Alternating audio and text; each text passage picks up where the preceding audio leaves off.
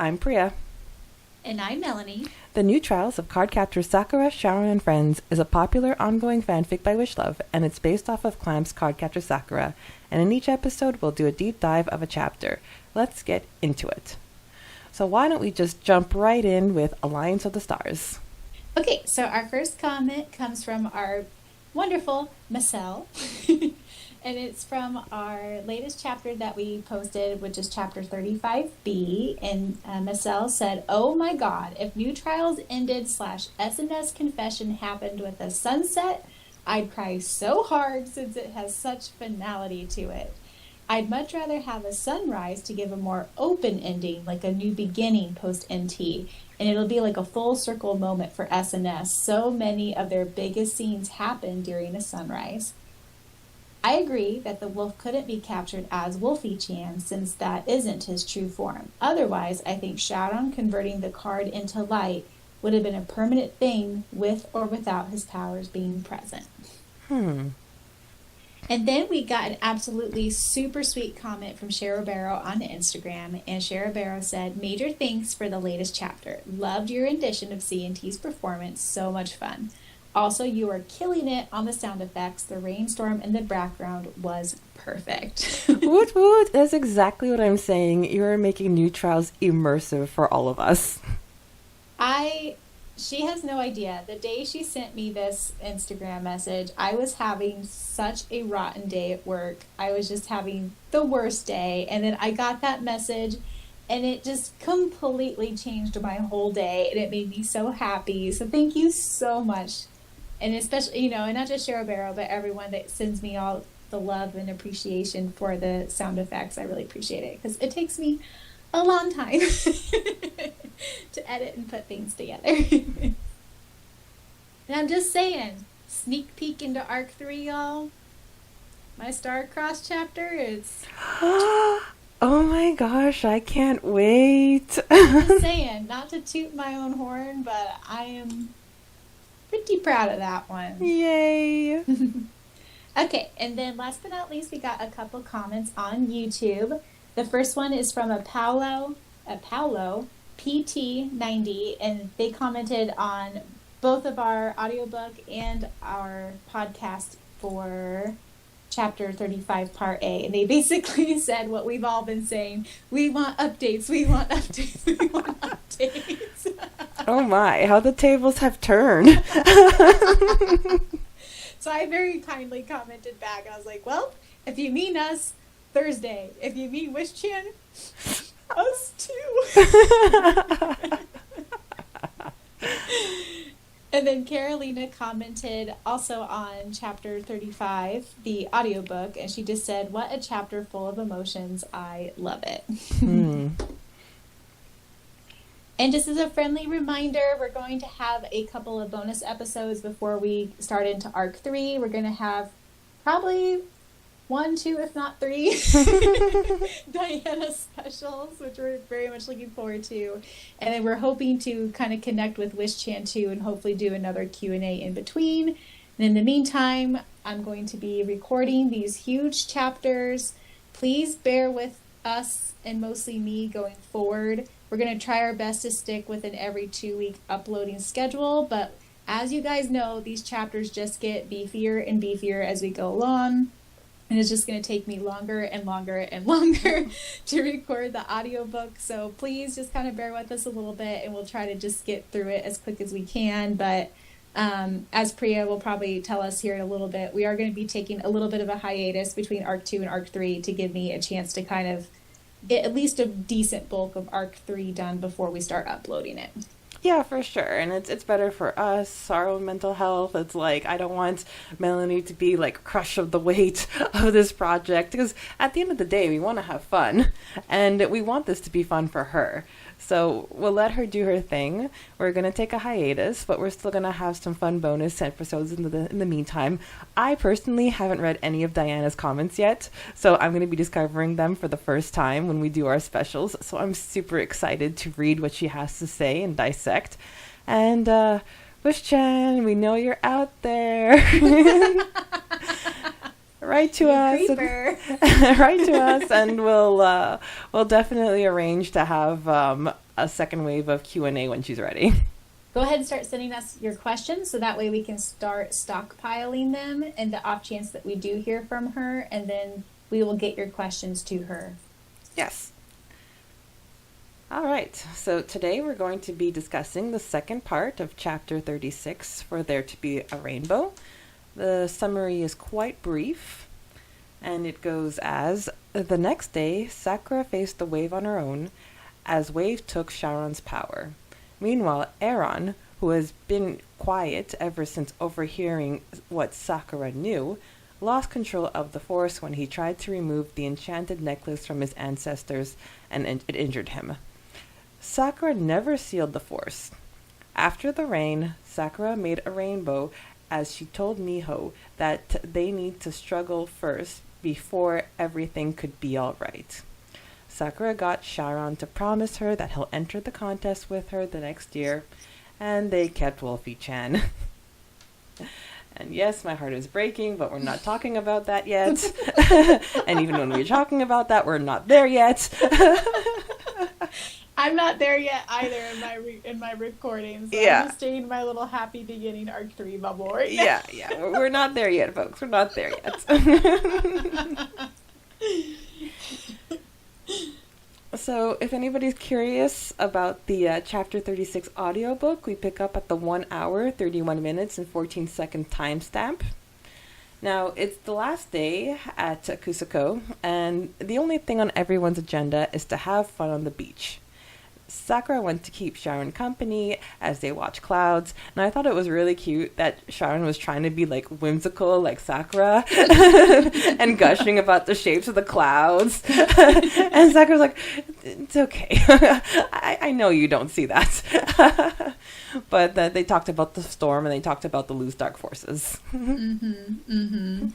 Have you ever did you ever do that when you were a kid? Like just stare up at the clouds and think you see shapes and stuff like that? Yeah, only when I was a kid. Like, I haven't done that in a hot minute, and to be honest, I don't think I'd be interested in doing that. It's like, but no, it's good to get out there, get your head out of the phone, get your head out of from the screen, take some nature walks. And yeah, but I was thinking about that, and yes, I do remember looking up at clouds when I was a kid. This is going to sound so stupid, but I'm going to say it anyways, and everyone feel free to make fun of me, but I remember I used to also pretend like I could see people like walking up in the clouds, like I could see their little like shadows up there, then like peeking down. I don't know if I necessarily believed they were angels or anything like that, but anyways, that's kind of like I would not only see shapes, but I used to pretend I'd see people. It sounds so creepy. Well, I know that when we were little, my grandparents, they would go to Guyana often on a plane. So just like an inside joke that my brothers and I used to do every time we were playing in the backyard and then a plane flew by. We're like, hi, Grandma. Hi, Grandpa. That's cute. Okay. So unfortunately for the gang, they were rained out and their beach day was cut short. They watched the news where unexpected high waves were reported, and everyone occupied themselves with games until they realized, Sakura wasn't with them. So Syaoran went looking for her even though he was powerless. It's like, you think she has like some kind of waterproof thing going on, but no, the girl's drenched. Or you'd think there'd be a card for that too. Yes. Or shield or something. Like maybe I've been reading way too much Harry Potter lately, but like my immediate thought is like, surely there's a spell for that. I bet she could use shield. Like, shield, protect me from the rain. It's I don't know. She wasn't thinking about it. She just wanted to capture that card. I'd also like to point out that scene of Miho and Erika being so sad that Syaoran doesn't take part to maybe get a kiss from him was so funny to me.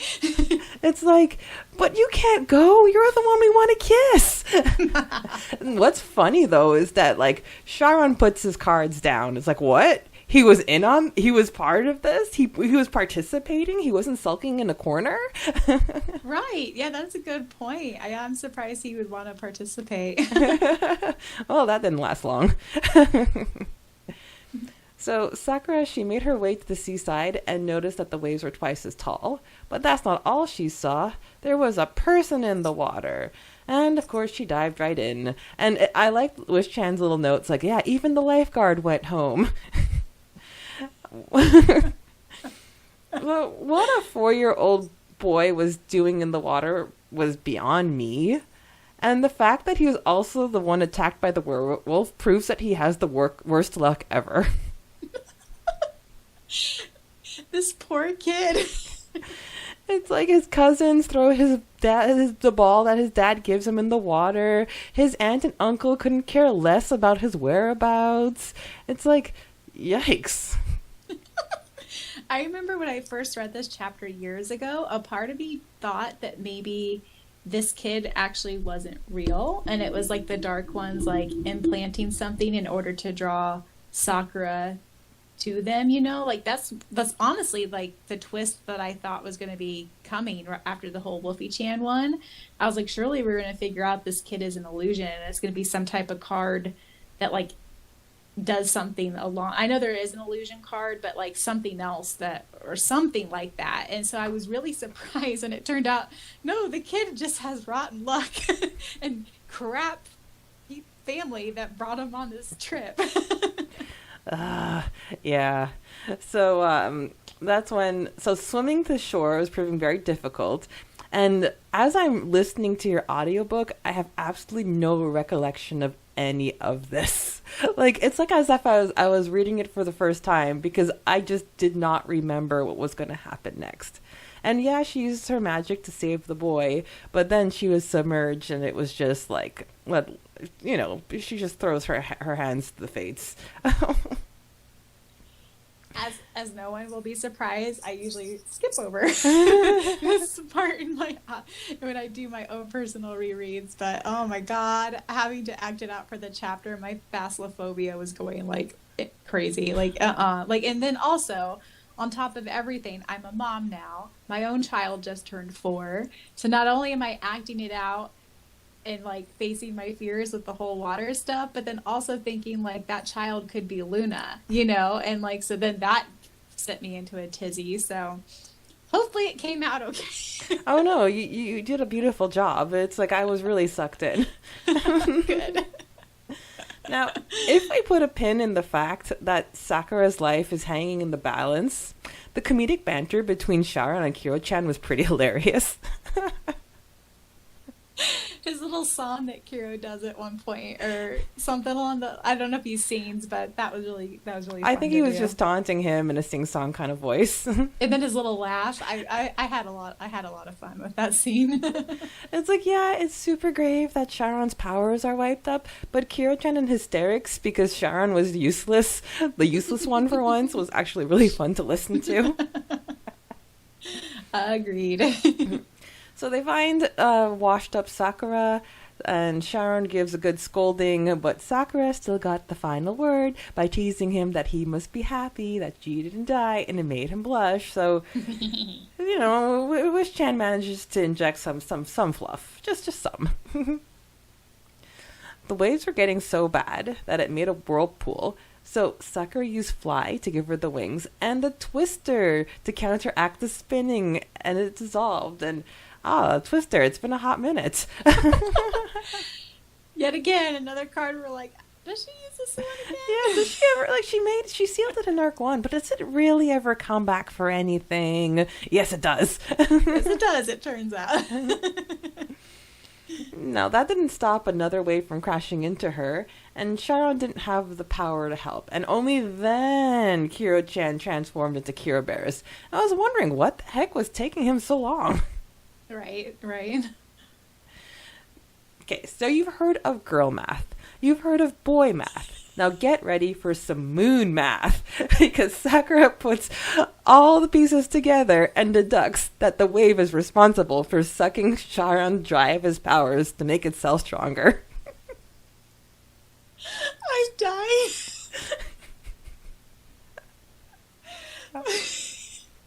And I'm not even on TikTok. Oh my god. But it's so, I mean, it's true. So Do you know much about like the moon and stuff like that? Only like the basics. So the moon, the moon does have to do with waves and making waves, and especially when there's full moon or super moons and stuff like that, that's when the waves get bigger. And so it was really smart of her to kind of moon map and then figure out that but the one thing I can't wrap my head around is how it was siphoning Syaoran's powers in order to do that, because I don't think we've seen that before, correct? No, we haven't seen that before, but Sakura just explains it as it's like, okay, Syaoran, you're like the most powerful like moon. You get your power from the moon. That's you. That's where your power comes from. So if you're gonna get your power from the moon, then the wave is gonna take that moon power from you, making you powerless. No, okay. I'm pretty sure that's how it was explained. Okay.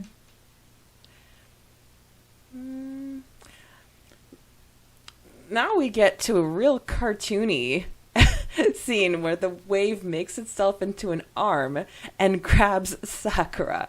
And poor Syaoran, he was like totally stuck on how to save her. Okay, we check into the rest of the gang, and Erica's sounding a bit worried that the town would be flooded. And the fact that Sakura was still fighting it was a win in her books. And then Erica's like, "Oh, our powers must be getting stronger." This is when Aaron emphasizes that it's actually their ancestors' powers, and I'm wondering if this is like part of the foreshadowing that how he'll break away soon. And then, like, my question was pretty much answered in the next paragraph afterwards, because, like, he was questioning that why can't he be in control of his own life, thinking about how Syaoran answered that question during the Best Couples questionnaire, and that's when he tried to take the necklace off and failed miserably when the necklace attacked him. Yeah. Thankfully, this was the lucky break that SNS needed for the water arm to let go of Sakura and for Syaoran's powers to come back. And Ooh, yes. Sorry, before this. Yes. So, what do you think of the whole scene of Syaoran was going to use his key? I didn't get that. Can you like refresh my memory, because I listened to that and I'm like I like he was going to use his key. What key? For how I imagined it and how I pictured and what I think Wish-chan means is I think Syaoran was going to use Tai Chi in order to move the water. Tai Chi is that martial arts where they go like really slow, and it's all about like finding your key and and if there's key. any Avatar: The Last Airbender fans out there, Tai Chi is what waterbending is based off of. Yes, so see, I think that's where maybe Wish-chan was thinking. So in ki, it's like your own soul power. Okay. Yeah. My uncle does qigong, and I think he calls it chi. So yeah. Chi. Oh, yeah. Yeah, I think it's pronounced either way. Either. I didn't pronounce it incorrectly, but so that's kind of what I understood was he was going to try and use his ki in order to move the water. And here, as I was reading it, I was like, "Ooh, we're gonna get this like really cool like Syaoran Tai Chi thing." And then Kira Barris is like, "No, don't do that." And then that was the scene. Okay, I'm glad you explained that to me, because like I know exactly like the moment you're talking about, but like I couldn't make heads or tails of what was going on. Yeah, so I think that's basically it. He was going to try and use his key to sort of move the water without using his powers. But then Kira Barris was like, "Don't even risk it, because it could still be feeding off anything you're giving it, basically." Yeah. Oh, I totally believe that. Now, because Aaron challenged the necklace, and the necklace is like puts him in his place, that was enough for him to lose control of the wave. And the water arm let go of Sakura, Syaoran's powers came back, and Kira-chan said, well, that's because something happened on the other end. Now, the rain stopped, and we were treated with another rainbow. Do you remember how Sakura makes this rainbow? Does she use a card, or...? I think it's just her own or her own like magic. light magic. Okay, that's what I thought, because like I'm just tallying stuff for Dark Force's corner, and then the rainbow appears, but I didn't see her summon any cards. But then they're talking about it's like, oh, your magic is so good and your magic is so positive. So yeah, I think that's just Sakura's magic.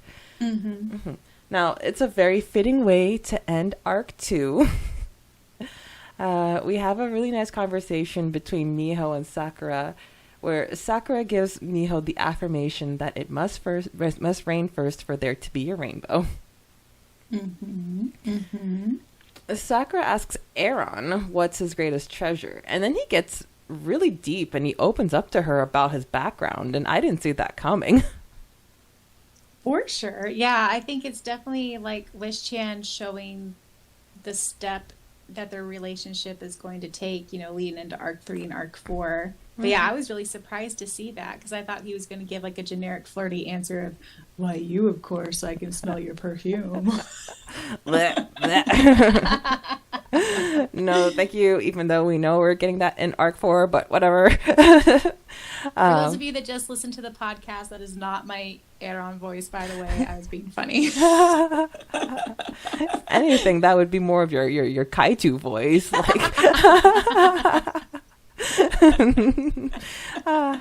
I miss Kaiju. I'm so excited for Arc 3. We're gonna have so many of our favorite characters come back. Oh yeah. It's been super fun to record so far. I've been having a great time with it so far. I love how Sakura announced that she wanted to enter the Best Couples contest next year. And of course, Tomoyo volunteers Syaoran as Sakura's partner. And finally, he reluctantly agreed after Aki offers to be her partner. But of course, I have to admit, the pinky promise of entering the contest together was super heartbreaking, knowing what we know, but we're not there yet. We get Wolfie Chan in the end, which reminds us that the pup isn't going anywhere anytime soon. Yeah. I almost wonder, because in real time in NT, where we're paused at, we're in Syaoran's birthday bubble still, which is into July, right? Yes. And then we have a theory that the whole maybe final battle, if you want to call it that, is going to be in the fall. So I almost wonder if there may be a jump ahead, if maybe the Best Couple contest will come back. Who knows? I think that would be fun to see. I don't know if Wish-chan would still do that or not, but I think it'd be cute. Well, seeing that Syaoran is the Great Elder, I don't think he has time for Very that. true. Like, Very true. Yeah, he'll have his vacation, but I don't think the Lee clan wants to have their Great Elder on like, you know, national TV. That's true. Well, and maybe by then they will have had a real adult conversation where they both understand their feelings for each other. They both understand the depths of their feeling. There's no misunderstandings, and therefore they won't even have to do a competition to prove how much they like each other. Exactly. Okay, the chapter got cut off again, so here are the last sentences. And may there be no more dark forces to deal with, Kiro-chan added as a postscript. I'm cuter than the wolf. What's the big fuss over the bratty puppy? For once, I agree with Syaoran. That dog is a pain. And then Sakura says, no, Syaoran-chan, I mean the puppy, not the human, is the most adorable and cutest thing, Sakura replied tearfully. Are you implying that I'm not cute? Syaoran asked, blinking with a hurt expression. Arf, arf, the puppy replied. And that concludes Arc 2 of New Trials of Cardcaptor Sakura, Syaoran, and Friends. Yay! Yeah, I don't know why the chapter gets cut off, but like, folks, bear with us and just type in www.wishluv.com, just select the chapter, scroll to the end, you got the sentence right there. Technology is a fickle thing. I'm convinced at this point it's YouTube just wanting to make me angry. Okay. In Dark Force's corner, we get to see the float in action as it brings the boy to shore. And then we see a fan favorite Fly work together with the Twister, which I had no recollection of the card making the comeback. That's an Arc 1 Dark Force. Now, for fan art spotlight, I kind of cheated. It's Wish-chan's fan art of Syaoran, Sakura, and Wolfie-chan being all happy. But in the chapter, Syaoran is anything but happy, and he's very, very grumpy. But that's okay. I'll still use this fan art to just to represent things to come.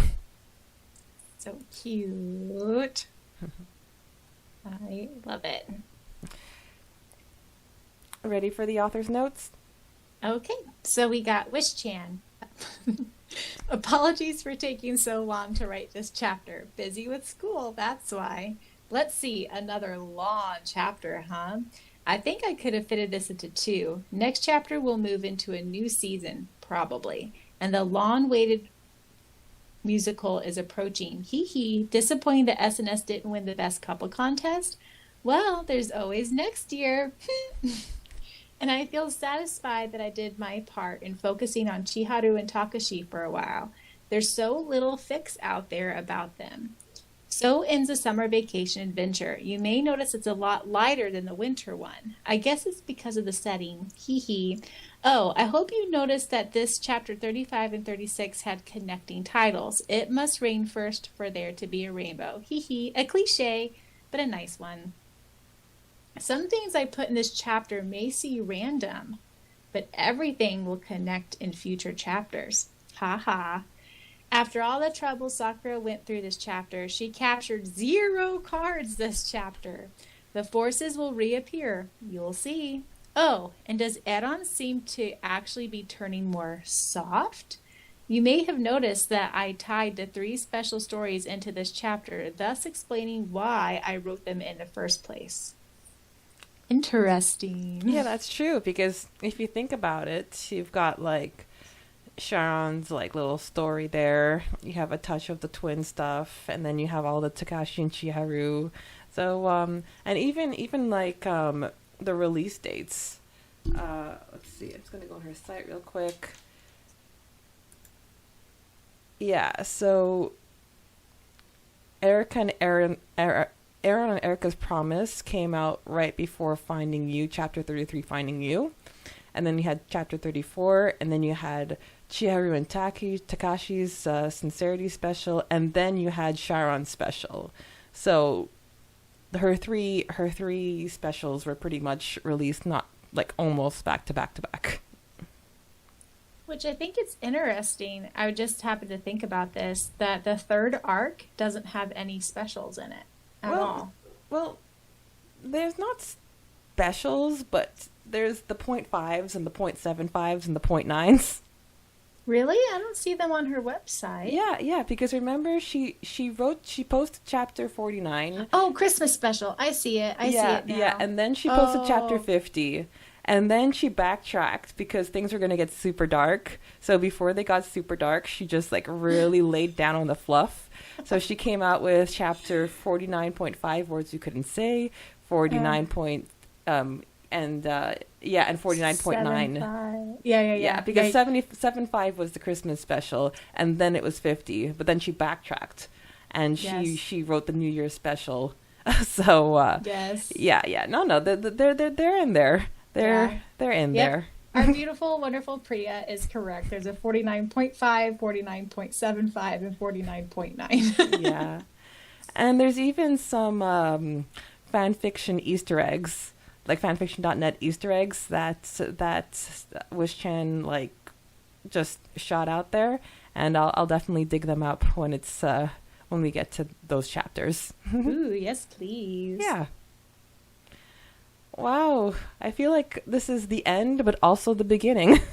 I know. I feel like we're going to start to get into the meat and potatoes, to use a Midwest phrase. I'm excited, but scared, but excited. Yes. And I'm going to make sure that there's enough fan art for like all of the parts once we figure out what the parts are going to be. So I'm going to be curious to see how we're going to split these in the future.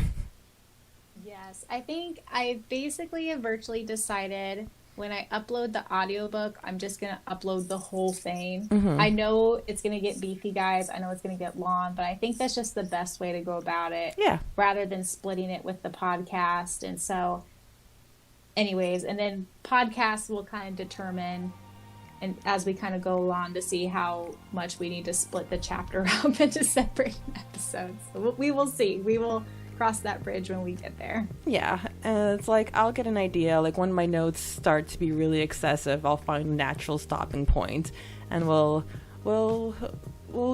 go through this adventure together.